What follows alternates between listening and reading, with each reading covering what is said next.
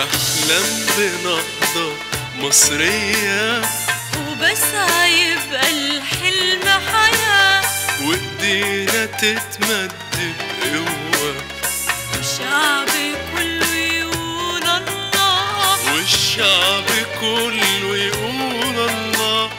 بحلم بنهضة مصرية وبسعى يبقى الحلم حياة وإيدينا تتمد بقوة والشعب كله يقول الله والشعب كله يقول الله.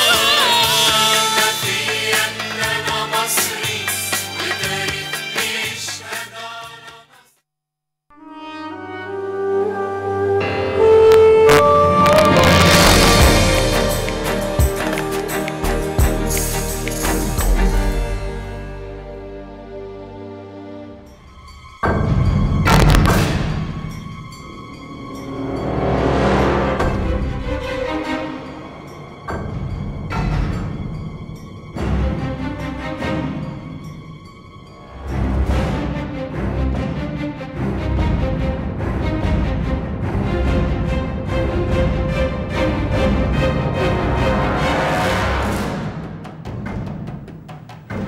Hello and welcome to another live update of The World Today, where we are going to reflect on important news events and how the press read those news, how they are in the eyes of the press. We'll be talking about reflections of Atfih incidents, plus the developments taking place in Libya. It's always a pleasure to talk to Dr. Hamid Eltgani, who is Professor of Public Policy at AUC. Thank you very much, Dr. Eltgani, for coming. Thank you so much. And we will be back to you to discuss further the different news stories. We start off, Dr. Eltgani, with the Independent, where we read, the protesters reject Yemen reform plan. Yemen's embattled leader has failed to pacify the protesters with plans to draw up a new constitution. Support poured onto the streets of the capital Sana'a to demand that he step down after 32 years in power. Under the plan, the constitution would guarantee the independence of the parliament and the judiciary. Demonstrators have set up protest camps in Sana'a and cities of Aden, saying they will not leave until President Ali Abdullah Saleh does. The opposition promptly rejected Saleh's latest offer. Dr. Eltgani, why do you think the opposition rejected Saleh's offer? You know, this is a guy that is in power for 32 years. It is, this is a matter of 3 generations. And the president in every civilized world is 4 to 8 years. So it is time that the Yemenis people to find a credible leader. And we see the wave of democracy that is moving across the Arab world. It is very clear that the people are going and opening a new chapter, new beginning. At that beginning, you cannot go with the old geriatrics, political establishment that is, put this region into wars, conflicts, and ethnic division and hatred and radicalism. So now we want to moving further. So I think they are right. It is time that these guys need to surrender. Right, and if not, because we find them quite persistent and not learning the lesson. They are always coming too late, too little, too late. And because they are not reading the political map. For example, when it's happening in Tunisia, everybody said that's different. Ali Abdullah Saleh is different. We're different from Egypt. Sudan president saying Sudan is different from the others. So everybody will try to hang on as long as it takes. But it seems to be that their time is over. Right. Time is over. That's the key word. Still with the Independent, Hamid Karzai relative killed in NATO night raid. An elderly relative of Afghani President Hamid Karzai was shot dead by NATO forces during a botched night raid in southern Afghanistan today, Karzai's brother said, stoking controversy over the war's civilian toll. Mistaken killing of civilians by NATO troops is one of the most persistent sources of friction between Karzai and his Western backers. How do you see, Dr. Hamid, the challenges that are facing Karzai right now? Karzai is being heavily supported by the Western aid. And he seemed to be, they're giving him chance and after chance to clean his act. And it seemed to be that the corruption is festering in every corner of that country. Drug lords are all over the place. He is also entrenching his power, bringing his relative. That is part of the corruption mechanics that is running there. And it seems to be that the people over there are not finding an exit. There is no strategy that is to go forward. And it seems to be they are locked into these war games. And the price is being paid by the civilians, are the ones that are paying it. Every day there the bombs are being dropped, and there's a massive casualties. And the Western government, they have feeling very shy to address that issue. But now now the public is start rioting against Karzai, he needs to do something about it. And I think the better thing that is he needs to relinquish control of power and moving more to reconciliation and fighting the corruption. That's a better way.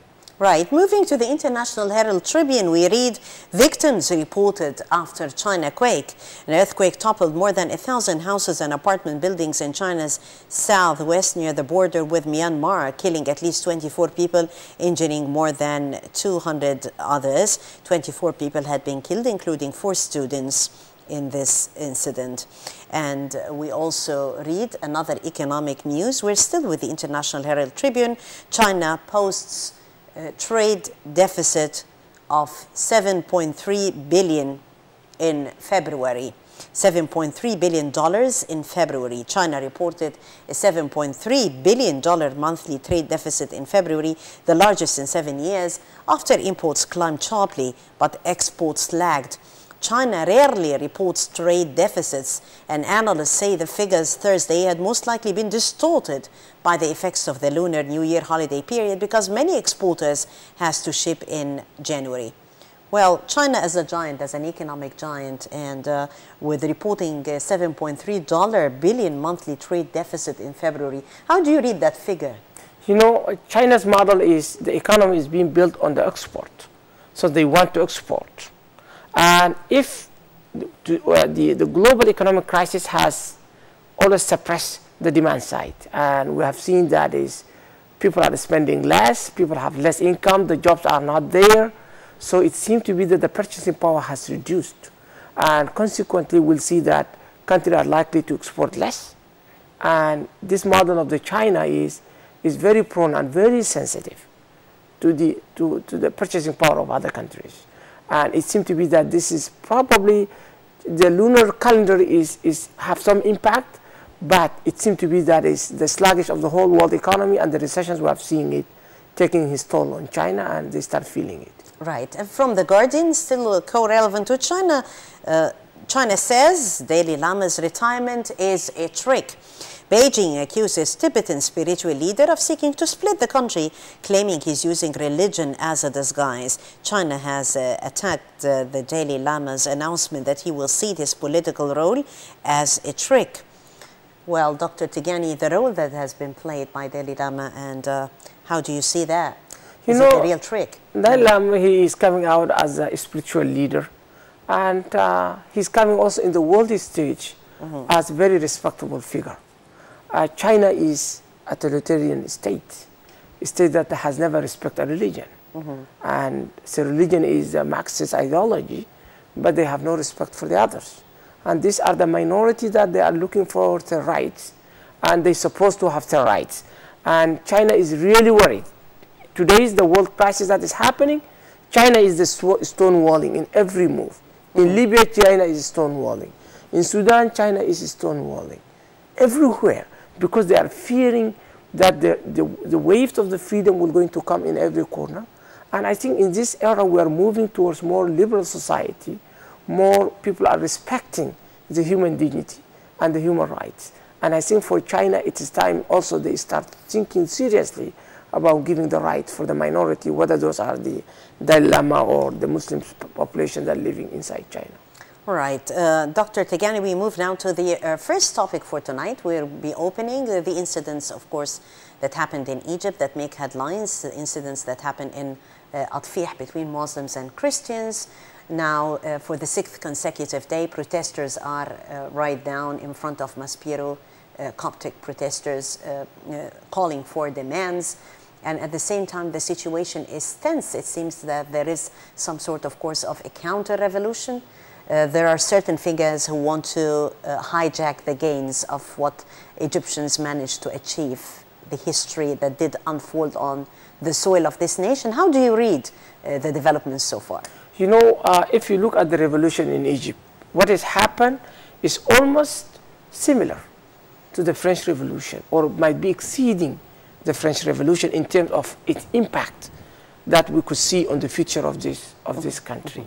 And it was so remarkable that we have seen Christians, Muslims, they come as the Egyptian, and they raise above the phrase and above the divisions that people are using. That's the old politics of the division and mongering, hate. And so people risen up so remarkable.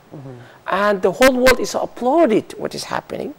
And it come out the good side of the Egyptian society, I can say. So it seemed to be very high level of solidarity between all the sects in Egypt. And I think it is very sad that there will be elements always exploit the differences of the society to live on it. And I think that the Egyptian people shouldn't allow that kind of a politics to creep in. Because this is a new beginning, and this is a country with remarkable achievement. Right. Today we have extraordinary victory, That's as right. everybody has just referred to it. That's true. And look Right. at today we have the figures. That is whether Dr. Zuhail, this is a Nobel laureate, you have a Dr. Baradei, a Nobel laureate. These are the people that are the face of Egypt today.